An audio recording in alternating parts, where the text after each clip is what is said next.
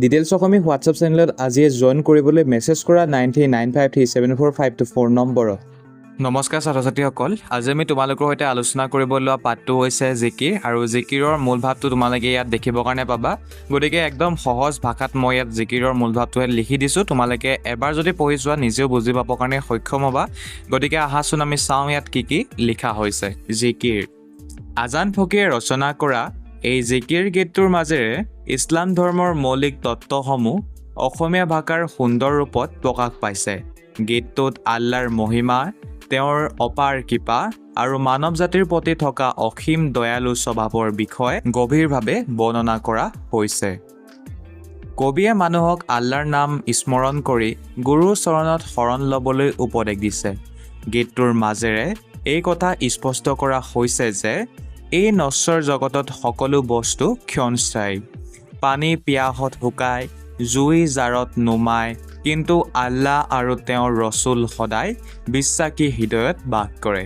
মক্কাৰ পবিত্ৰ স্থানৰ উদাহৰণ দি কবিয়ে মানুহক সংসাৰৰ মায়া মোহ পৰিত্যাগ কৰি সত্যৰ পথত চলিবলৈ আহ্বান জনাইছে।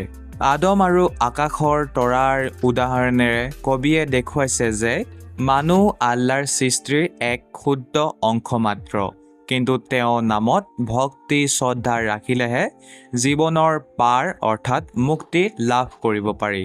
গীতটোত অসমীয়া লোকসাহিত্য সুৰ আৰু ইছলামী ভাৱধাৰাৰ এক অপূৰ্ব সমন্বয় ঘটিছে, যাৰ বাবে আজান ফকীৰৰ এই ৰচনা অসমীয়া সাহিত্যৰ এক অমূল্য সম্পদ হৈ আছে। গতিকে ছাত্ৰ ছাত্ৰীসকল, জিকিৰৰ তোমালোকে ইমানডোখৰ মূল ভাৱ লিখিয়ে হৈ যাব আৰু নিশ্চয় তোমালোকে কমেণ্ট বক্সত জনাবা মূল ভাৱটো কেনেকুৱা লাগিলে, ভাল লাগিল নে নাই লগা।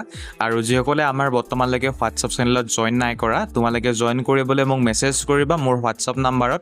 আৰু মোৰ হোৱাটছআপ নাম্বাৰটো হৈছে 9395374524।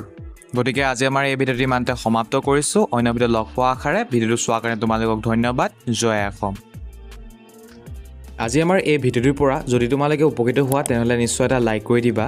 আৰু যদি বৰ্তমান সময়লৈকে ডিটেইলছ অসমী ইউটিউব চেনেলটি ছাবস্ক্ৰাইব কৰা নাই, প্ৰথমবাৰ চাই আছা, নিশ্চয় চেনেলটি ছাবস্ক্ৰাইব কৰাৰ পাছতেই ওচৰতে অহা বেল আইকনটো ক্লিক কৰি তলৰ অল নটিফিকেশ্যন অপশ্যনটোত চুই দিবা, যাতে নতুন ভিডিঅ' আপলোড কৰাৰ লগে লগে তোমালোকৰ ওচৰত নটিফিকেশ্যন যায় আৰু তোমালোকে ভিডিঅ' চাবলৈ পোৱা।